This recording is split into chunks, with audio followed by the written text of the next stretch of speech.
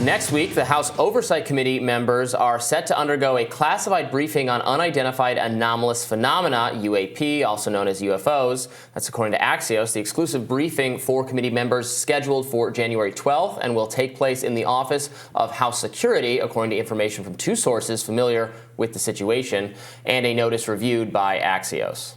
Dr. Peter Skafish, co-founder of the Soul Foundation, a new think tank that was established to advance wider understanding of UAPs, is here with us to discuss the upcoming briefing and UAP politics more generally. Welcome. Hey, thanks for having me on the show. Appreciate your coverage of the topic. It is our pleasure. Let us know what we can or maybe should expect out of this hearing.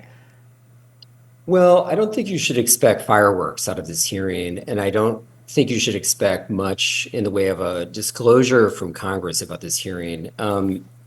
They're billing this as a hearing in which they're somehow conducting it at the top secret SCI level, which means that the Inspector General of the intelligence community may be able to share with them some, broad details about the investigation he conducted about David Grush's whistleblower complaint.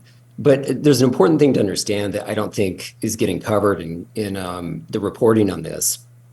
The Inspector General of the intelligence community has has a special relationship to Congress, but it's with the Senate and House Intelligence Committees, and they have jurisdiction over intelligence.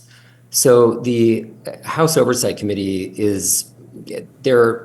they've had to do some work, I think, to establish a relationship here with the Inspector General, and he's going to have to respect the fact that the other committees aren't going to really like this kind of interaction. And additionally, I think most of the folks on the House Oversight Committee aren't really customarily cleared or the equivalent of cleared to get that kind of information. So you're saying that because of clearance levels, we're only likely to get a kind of top-level superficial understanding of what evidence there is to support David Grush's claims, but not anything more specific, pointed images, videos, accounts from eyewitnesses and the like? Yeah, indeed. I think that's what's going on. But look, what's important about this, we have to kind of step back from the event itself and look at what this is in a process that's been underway since 2020. The legislative branch of the United States government it has been effectively cut out of the UAP activities and programs in the intelligence community and the Department of Defense that Congress's own legislation alleges are there or asserts are there. And so this is one of a number of steps that that Congress has taken to basically try to reassert their rights with respect to the executive branch. This is an issue of enormous significance, and we're in the absurd situation of most of Congress doesn't believe it's real, and what activity there is in Congress isn't really fully supported by the executive branch.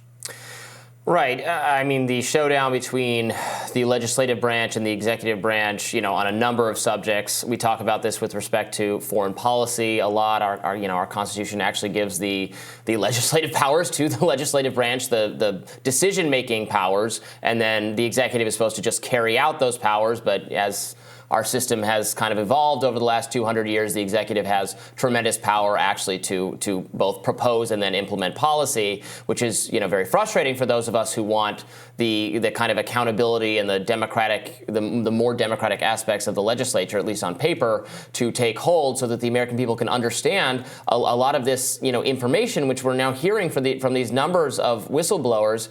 And I'm so frustrated every time we cover it, because you'll have people alleging information that they don't directly possess, but that they know exists, but that they can't share for various clearance reasons. And I keep joking that I want us all to, everyone who watches this show, we should just all storm the facility where the information is being kept secret, if that is indeed the case, because it's so frustrating that you can't get a straight answer out of anyone due to these clearance issues. It's like, well, who is restricting you? Who needs to sign off on the clearance? Let's haul that person before Congress and get answers from them.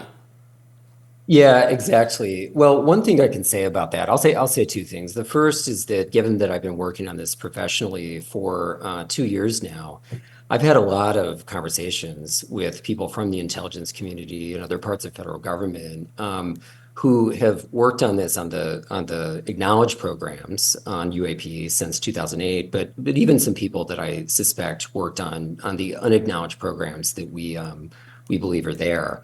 And so I can say with high confidence that it's real, that I would even go so far as to say that by my own standards, I know those programs are there. So second, the question is who's classifying it? How's it classified? Who has jurisdiction? Where is this going on in the executive branch? How big is it? And the fact that we have to ask those questions is why the legislative branch really needs to even go further than it has so far. And so, in that respect, what the House Oversight Committee is doing is it's extremely laudable, even if it's not going to produce kind of immediate results.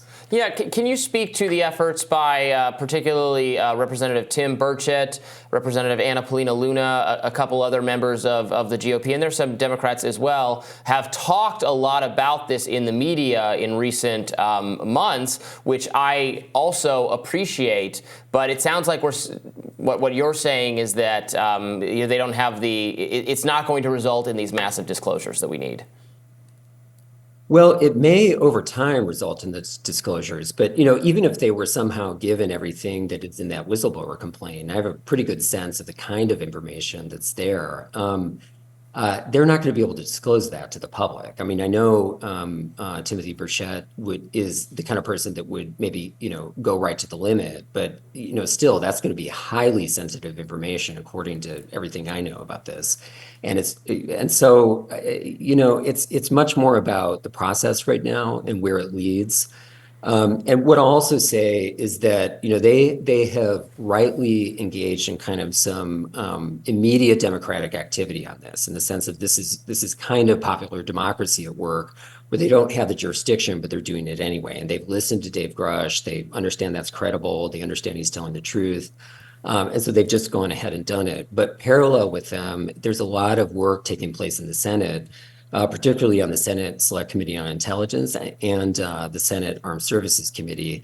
And it's really the legislation we've seen over the last years. And we now have 8 pieces of legislation that all emanates from those committees. And those are committees that are very powerful.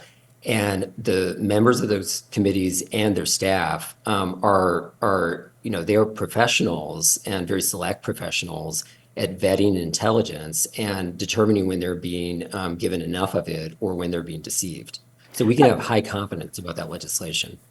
Doctor, you just alluded to the fact that you think that you have a pretty high confidence as to what is in the whistleblower report. And so I want to ask you, what do you think is in that whistleblower report? Why do you think you know that that's true?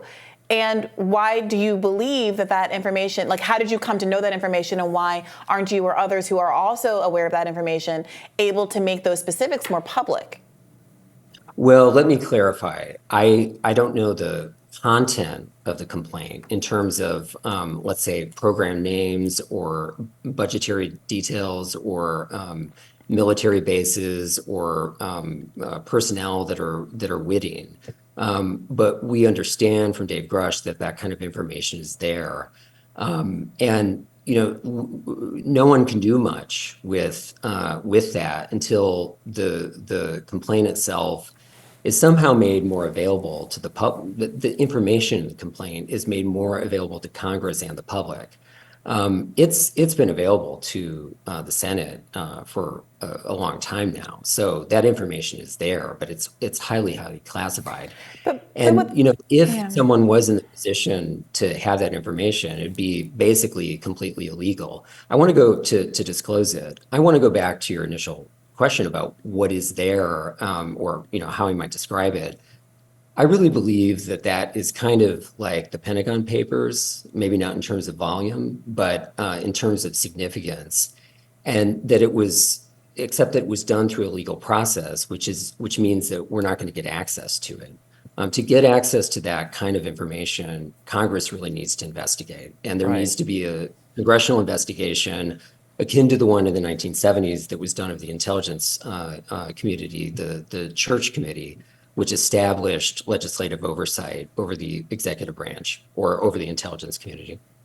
With all due respect, I do feel as though a lot of the public, at least, are less interested in the details of where some top secret operation was happening, at what facility, or those kind of state secret type things. They just want to know whether there's proof of extraterrestrial life. I don't care where it's housed. I don't care where the military facilities are. But for all of this conversation suddenly becomes that much more legitimate and meaningful if there is some concrete identification of actual proof of alien life, tissue samples, body, or technology that clearly is from outside of this world. Space aircraft, right? Right. That's what's described. If that stuff is being stored somewhere, that means, people obtained it, the government obtained it. Who are those agents? What is that agency? And we want to hear from that person and show us a photograph of it and confirm what would be the most important development to some people. I would agree with that in human history. Exactly. Look, the Schumer amendment, which was recently kind of gutted and revised so that it wasn't going to result in disclosures of information to the extent that it was hoped for, did have a flaw, possibly, which was that it was kind of designed for the executive branch to reform the executive branch in order to produce that information.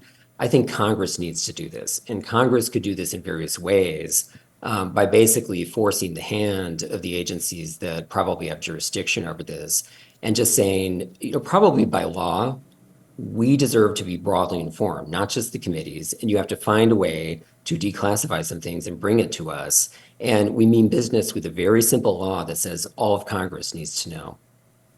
All right. Well, thank you so much for joining us today. We really appreciate it. Yeah, thank you very much. Appreciate it.